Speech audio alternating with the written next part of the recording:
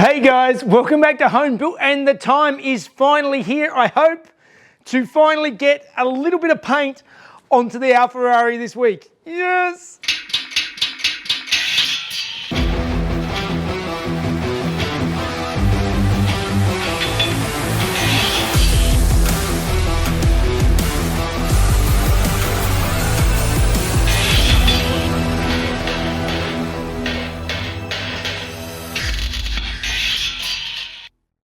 Alright guys, welcome back, and those of you paying attention have seen that I have been working on this car for the last over 2 years now. The Alfa putting a Ferrari 360 engine into my old Alfa 105, and it's been a long time getting all the bodywork right, getting all the engine connected up, getting the wiring done, a whole bunch of things, and now we're actually at the stage where we can start putting some paint on the car.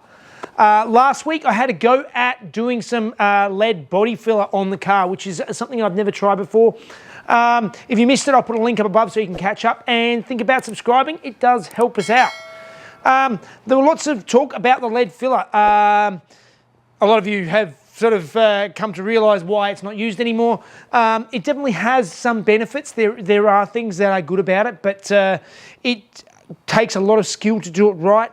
And also, as I noticed on this car, it does warp the panels quite significantly when you're heating it up.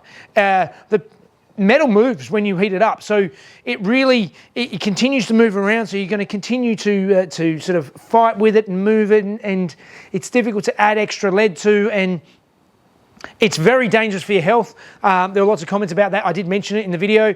Lead is not good for you. There's a reason why we don't use lead paint anymore, and leaded fuel and a bunch of things.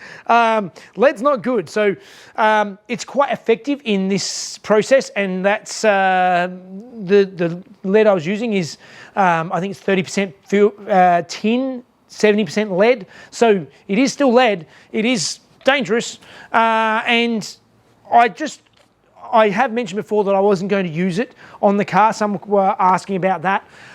The only reason I was going to use it is particularly in those seams. It was that, or I could go through and do some fiberglass body filler in those seams. But I thought I would try it just for those things. The rest of the car is fine with just regular body filler. It's just in those bits where it'd be a little bit deeper, just getting that filling in those areas. I wanted to make sure it was done well, and as opposed to using the fiberglass filler, I just try the lead work. It was good to learn. It's good skill to sort of have tried, but I'm happy to sort of leave it alone, at least on this car, and move forward. Also, one of the other things that was brought up again, there were multiple comments mentioning, why don't you just go a carbon fibre bonnet? Carbon fibre bonnet is an insane amount of extra work. I have mentioned it before, but obviously there's different viewers coming and going. I'd have to get the bonnet completely finished in the first place and painted and perfect before you could then make a mould. And making a mould, a two-piece mould for a bonnet, is very difficult. It's not a very simple process. And then the physical work of making the carbon fibre bonnet, it's about 5 times more work than just building the bonnet as it is, for a couple of kilos weight saving, because I would paint it anyway, because exposed carbon fibre on a classic to me is just not right. So it's not necessary on this build. It's not going to save that much weight. It's going to save weight. It's definitely going to be lighter, but just not necessary, and a crazy amount of work to get a one-off carbon fibre bonnet. It's just not necessary. So in any case, I think it's time to get stuck into today's work, and the plan is to tackle this car in sections, because there's so much area to go over, and I have to go through and rust treat it all and all the rest of it. I'm thinking that instead of trying to do everything in one hit, I'm going to concentrate today on doing the underside of the car, particularly having the car on the rotisserie. I'm going to turn it up and go through and strip all of any leftover paint, any surface rust, any of that, rust treat everything under the car, get it completely ready, so then hopefully we can put some epoxy primer on the underside of the Alfa. So enough yapping, let's get into it.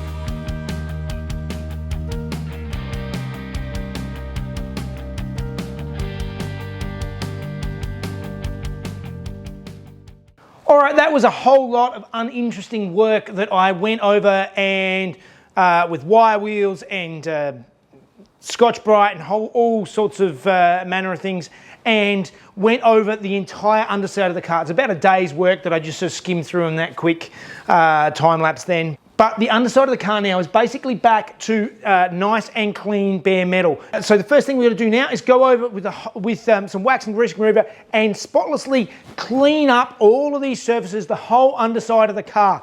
That's the reason why I'm doing this in sections, is because this is so many little bits and pieces, particularly where I've done lots of welding and lots of stuff. I really want to take my time going through and doing this as one thing, and then we can go on and do the rest of the car later. So let's start cleaning.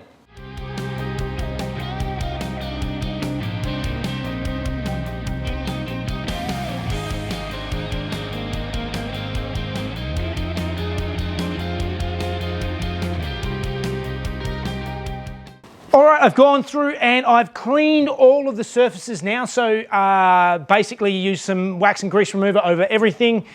The next step is to go through, like I did with the bonnet last week, and put some rust converter on it, which is this stuff here.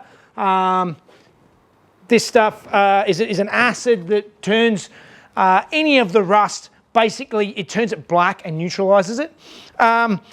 An alternative to this stuff, you can actually just use white vinegar, as in regular household white vinegar you buy from the supermarket. It does the same thing. And just leave it on for about 10 minutes or so.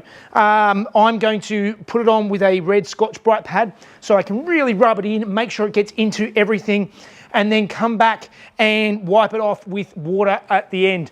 I am actually going to add a little bit of just regular bicarbonate soda into the water. It just helps neutralize the acid, and then dry off the panels and make sure they're all nice and dry. Blow them all out with the air blower. So let's get on to that now.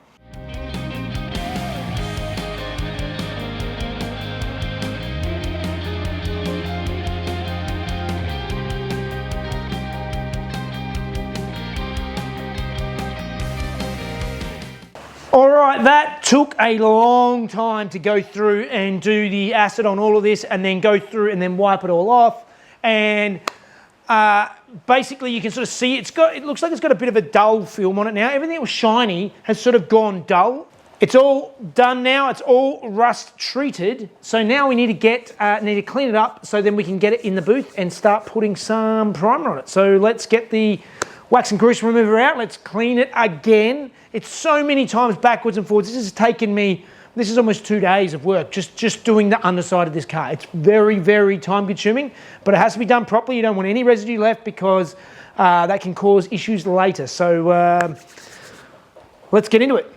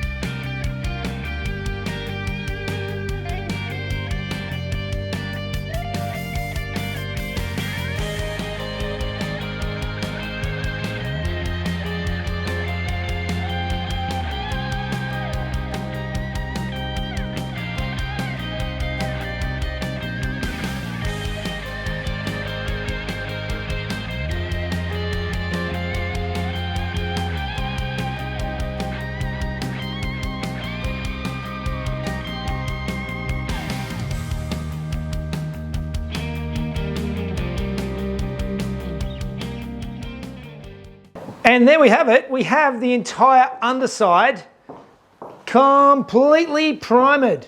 Lots of work getting into all the nooks and crannies, getting, the paint, making sure the paint goes everywhere it needs to so that there's no bits that are unprimed.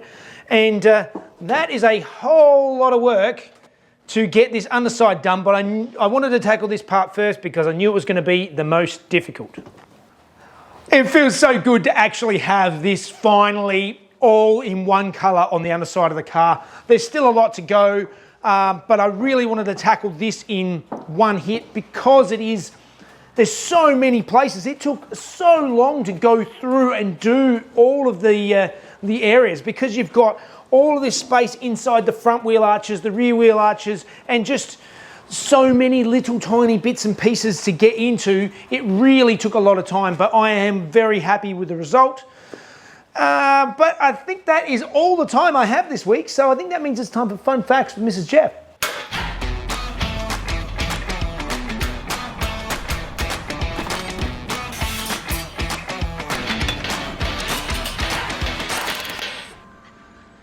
Hey guys, Ferrari's main focus in the 1960s was the World Sports Car Championship and Formula One, but they also threw their hat in the ring for the World Hill Climb Championship. They won the 1962 championship in a 196 SP with Ludovico Scarfiotti at the wheel. He won it for them again in 1965 with a lightly prepared Dino 206S. They returned for the following season in 1966, but the Dino was no match for the specially prepared Porsche 910 Berg Spider. It wasn't until 1968 when Ferrari set out the World Sports Car Championship that they started to focus on making a specifically built hill climb car. The Sport 2000 was based on the Dino 206S chassis but was powered by a 2-litre flat 12. Ferrari originally designed the 1.5-litre flat 12 for Formula One but was abandoned after the rules changed. This engine was then modified specifically for this car with 11:1 compression, making 300 horsepower at a screaming 11,800 RPM. This car evolved and became the new 312P, where it completely dominated the 1969 season. It won every event it entered and in most cases set new track records each time. In 1971 it was sold to a privateer who also went on to dominate in it. All right, that is such a big moment to finally get some paint on the car. It's a primer. There's so much work. As I said, so many nooks and crannies. It probably doesn't make for a very interesting video because there was just so much time just going over the entire thing, and it's only the underside. But we still have, the rest is going to be a lot easier. That was the hardest part just because of how intricate everything was. So I'm quite happy with that. Yeah. We'll get into the rest of it next time. I can even see it's in like your nooks and crannies around your nose and everything. Yeah, it's just paint everywhere. I was wearing a very good mask and all the rest of it. Very good. Yeah, and taking all the safety precautions with gloves and all that sort of stuff. Even though it smells quite strong. Yes, and it's been a couple of hours since I painted. So with that, I think it's time to say adios, arrivederci, au revoir, and we'll see you next time. Like and subscribe if you have not. And if you want to see, of course, Jeff doing his thing a day early with no ads, please follow him on Patreon. Yep. All right, guys. We'll see you next time. Bye. It's been freezing. On. Okay, so start from the top? Yeah. Okay. Is that like... There's no light on. Nothing. Is there normally a light on there? I think so, isn't there really? Okay. It wasn't until 1968 when Ferrari set out the world's sports car, but it was powered by a new 12-litre flat 12. No. That's a 2-litre flat 12. My on my mark, I've lost my mark. Doesn't matter. Oh, we can see ourselves.